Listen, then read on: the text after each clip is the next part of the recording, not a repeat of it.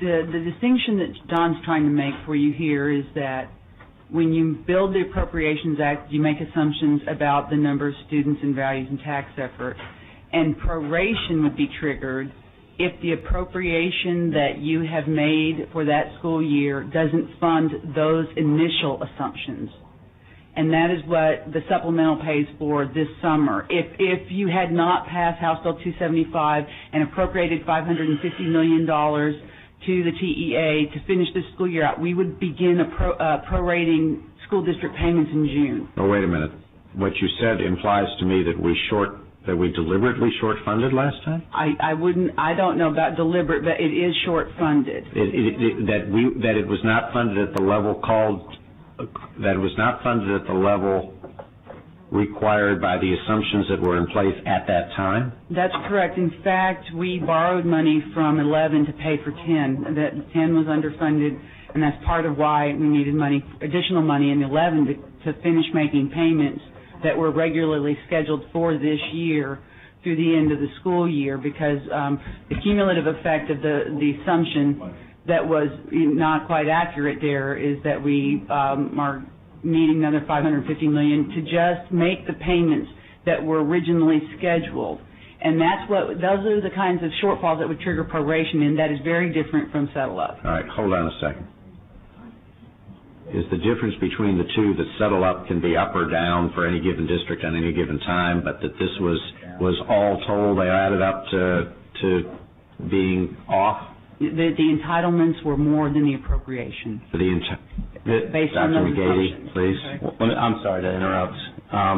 What Lisa said earlier, the shortfall amount of $550 million was the difference between some certain appropriation and what TA needed to pay based on those estimates. So we're still paying, TA is still paying based on the estimates to school districts in fiscal 11. You mean based on the estimates that were available at the time we did the Appropriations Act, or the estimates that were submitted during the first fiscal year for looking forward to 2011? Districts are paid based on the estimates in the last Appropriations Act for fiscal 11. Yeah. So the number that we had in the Appropriations Act with the ARA funds didn't sufficiently fund the estimates from the LBB at the time?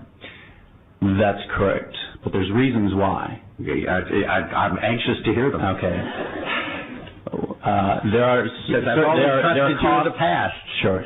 There are costs to the FSP, and there were costs to the FSP in the 10-11 biennium that were not projected at the end of last session. Such as? One of them was our property values. Remember, we did one settle up in the 10-11 biennium, and that was for fiscal year 10. For what we underpaid or overpaid districts, we had to settle up for them in fiscal 11. As it turns out, our projections for property value growth were too optimistic for that fiscal year. So we owed more money to districts for that fiscal year. Okay, but again, that was, we budgeted based on the projections that were available at the time, right? Yes, we did. Okay, but then we became aware that, for instance, we were overly optimistic in the prior biennium on property values. No, we were overly optimistic for the property values that primarily affected fiscal year 10. Right. Right. And so we had to pay, we owed districts more money for that school year, and we paid that to them in fiscal 11. Okay, but I guess the question I'm getting to is, did we knowingly short-fund the estimates that were available, or did the estimates change as the estimates became reality? The latter. Okay. So that's I think sort of different than what I understood you to say the first time. We make estimates. They aren't always right by the time we move through the process, and so the cost of things change either in our direction or in the direction of having to pay more to the schools. Am I simplifying it too much? No, that's right. The distinction without a difference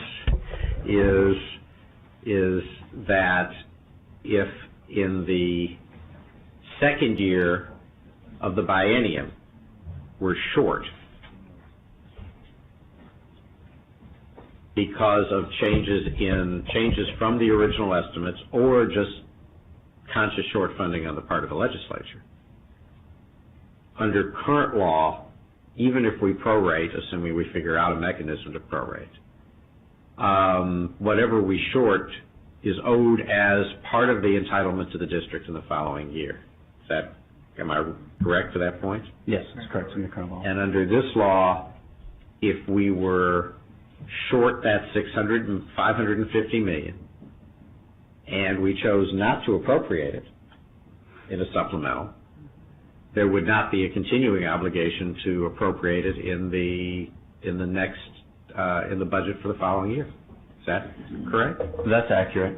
But the distinction that needs to be made is that the settle-up provision, as you noted, differs for every district. It's a difference between what we estimated for that district and their actual entitlement. This is aggregate settle-up, essentially. Exactly. And what is being contemplated by this bill would distribute a prorated amount on a completely separate basis from individual districts and the difference between their estimate and their actual. So it's wrong to say that in a year when we had as much or more money as the TEA needed to meet the formulas, that there would be any change in settle-up, because a district that was short would still get their share and a district that was long would still get cut.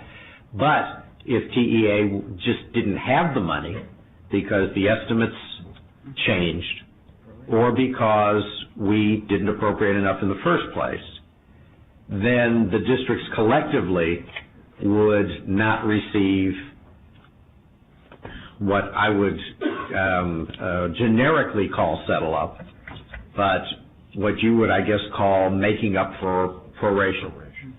Yes, sir. So we would prorate and not make it up. Let me jump in again if I might. Please.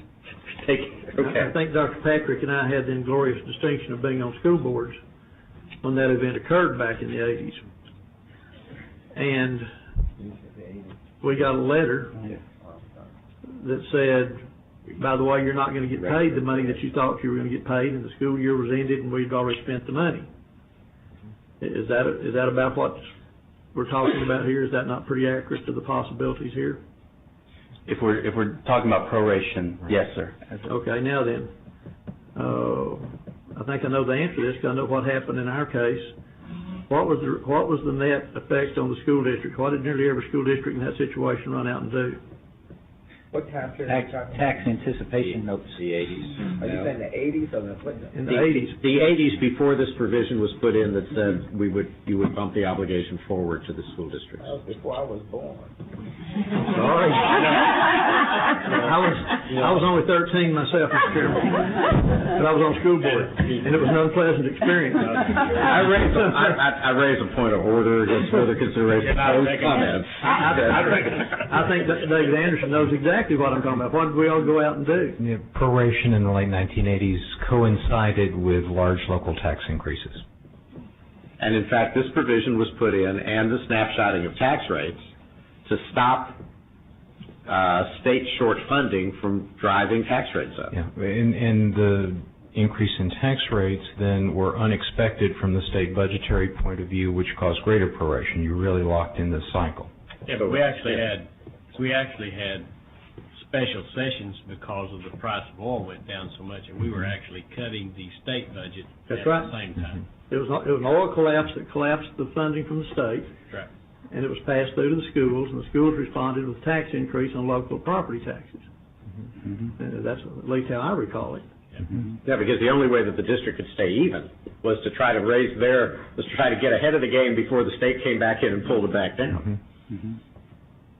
Okay, now then. I'm sorry. Just a question to you. Are you saying that is the net effect of what we're about to do? Is that for those local school districts that can increase their local? If we pass this section of the bill, Yes, sir.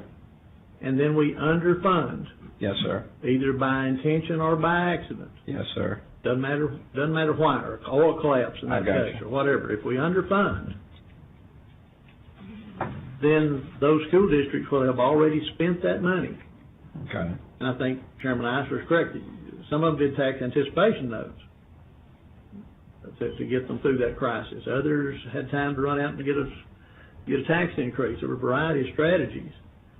But the local districts, when that underfunded, had to pay the balance that they had expended during that school year. by some mechanism. Right, I'm just trying to make sure I understand what you're saying. You're saying that if this bill goes through as it is, that it will force some, maybe not all, but some local school districts who are not presently at their cap to increase to raise their taxes. I think some of those districts, don't know how many, but some would have no choice, some would go borrow money. There'd be a variety of strategies used. Okay, I just wanted to make sure. Now then. Representative Patrick.